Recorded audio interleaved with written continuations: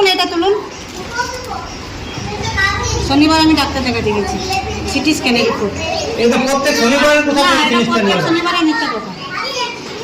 মানে শনিবারে যা বলছে এই শনিবারে বন্ধ ভুল বলছে। হ্যাঁ, এই শনিবারে বন্ধ ছিল। আমি তো বলছি এই শনিবার বন্ধ ছিল।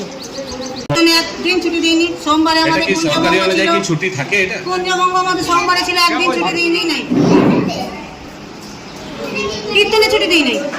অভিযোগ করছে এখানে শুধু বাচ্চাদের খিচুড়ি দেওয়া হয়, পড়ালেখা সেরকম হয় না।